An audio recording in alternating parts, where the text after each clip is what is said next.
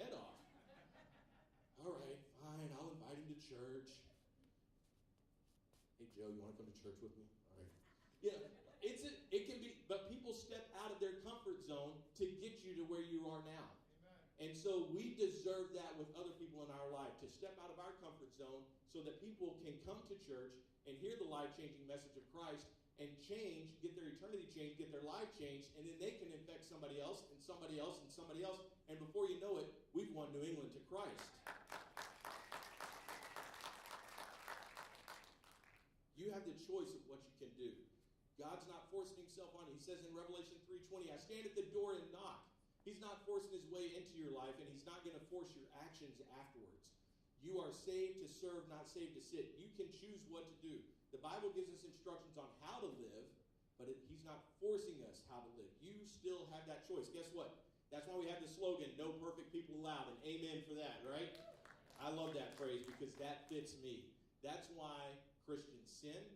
That's why the church is full of hypocrites, because we still make a choice. If you have God in your life, you're still going to mess up. You're going to. I messed up a lot this week. Anybody else mess up this week?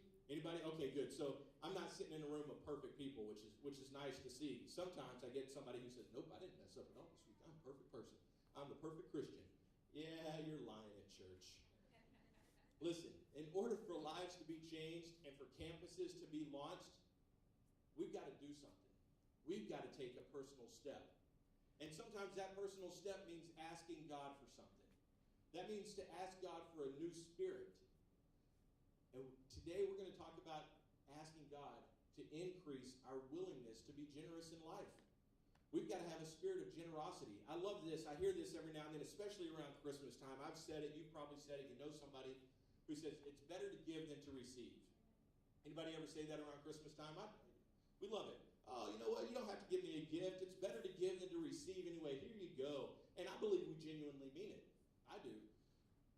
But here's the thing. You never hear that when it comes to the church.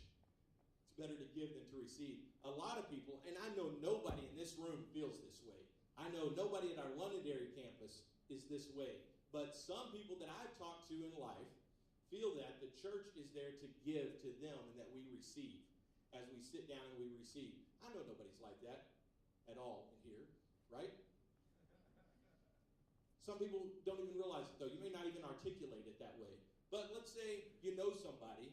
They come to church, they wake up, they go to the cafe, they buy their soda, their water, their coffee, they chest bump and high five a few people. They're excited, they get into the worship, they're raising their hands, they're all excited. They sit down, they hear a great message. When an offering bucket passes, they throw a couple of bucks in there, whatever they have in their pocket, you know.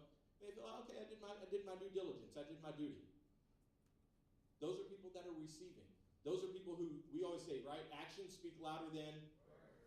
So somebody might not say, oh, the church is supposed to give to me, because that's a very bold statement. And I don't believe too many people would say that. But our actions speak louder than words. And there's going to be some people who live in a way that the church is supposed to provide for them, in a way that they are supposed to receive from the church. It's better to give than to receive, except when it comes to God's money. Woo! Somebody's getting upset at me now.